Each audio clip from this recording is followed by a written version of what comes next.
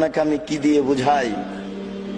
এই শান্তি পাওয়ার একটি পথ, পৃথিবীতে যেখানে যারা মানুষের মতামতকে উপেক্ষা করে কোরআন এবং সহিহ হাদিস মেনে চলতে চায়, তারাই আহলে হাদিস।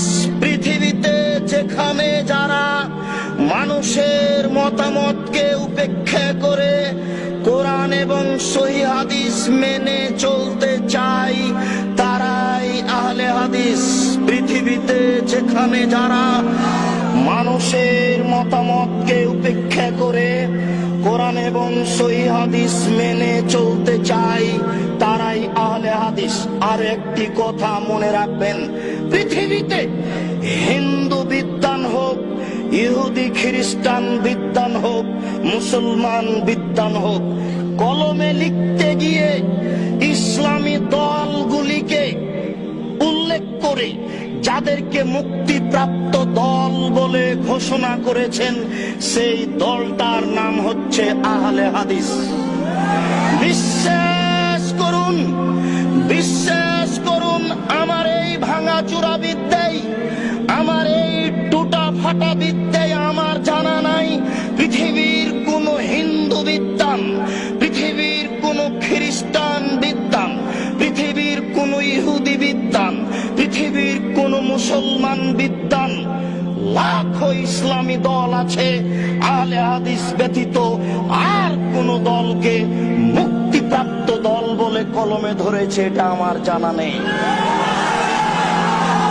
অতএব কথাটা আপনি আবারও বিবেচনা করে ভেবে দেখুন, পৃথিবীতে কোন বিদ্বান কোন ইসলামী দলকে মুক্তিপ্রাপ্ত দল বলে কলমে উল্লেখ করেছে এটা আমার ভাঙাচুরা বিদ্যায় জানা নেই।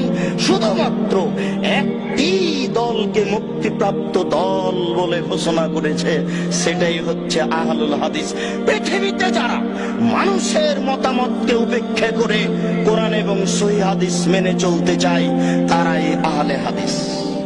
বিশ্বাস রাখুন আপনি, এই সহিহ হাদিস বলি এই জন্য ভালো মন্দ দুটাই একাকার হয়ে আছে। সৌদি আরব থেকে ইসলাম বের হয়ে ইরাকে ঢুকেছে, ইরাক থেকে বের হয়ে ইরানে গেছে, ইরান থেকে বের হয়ে পাক ভারতে এসেছে। আস্তে আস্তে ইসলাম উল্টে গেছে। উল্টে যাওয়া ইসলাম, উল্টে যাওয়া মানুষের হাতে থেকেছে 750 বছর। ওরা চলে গেলে যাদের হাতে থেকেছে তাদের নাম ইংরেজ। ওদের দালাল ছিল শিয়া, ওদের দালাল ছিল কাদিয়ানি, ওদের দালাল ছিল অমুসলিম, আরো কিছু লোক দালাল ছিল, তা এখন আর বলছি না।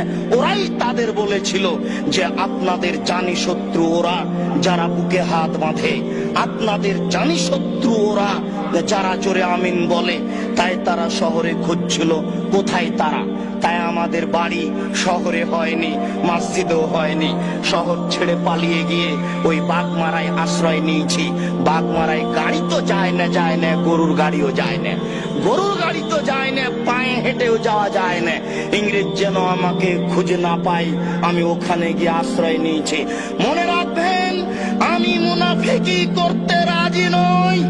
আপনার এই কাজ দেখলে আমার খুব কষ্ট হয়। ওই মিথ্যুক আপনার বুকের উপরে মিথ্যা তাফসীর করে যায়, সে আপনার কাছে আশ্রয় পায়।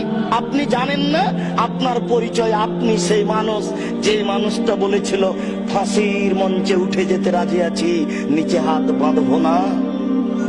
আপনি ওই সেই মানুষ, যেই মানুষ বলেছিলেন ফাঁসির মঞ্চে যেতে আছি, চুপে আমিন বলবো না। সেই মানুষ আজকে পরিবর্তন হয়ে গেলেন, ওটাও ভালো হয়ে গেল। এটা হয় না। জনাব মুসলিহুদ্দিন সাহেব আপনাদেরকে বুঝাবেন ওরা কারা, যারা আমাদেরকে ভুল পথে নিয়ে যেতে চাচ্ছে। আর আমরাই ভুল বুঝে নিজের পথটাকে ছেড়ে দিয়ে অন্য পথে চলে যাচ্ছি। আবারও চেষ্টা করি নিজে কোথায় ছিলাম সেখানে ফিরে যাই। শ্বাস বন্ধ হওয়ার আগে আপনি ফিরে যাওয়ার জন্য চেষ্টা করুন।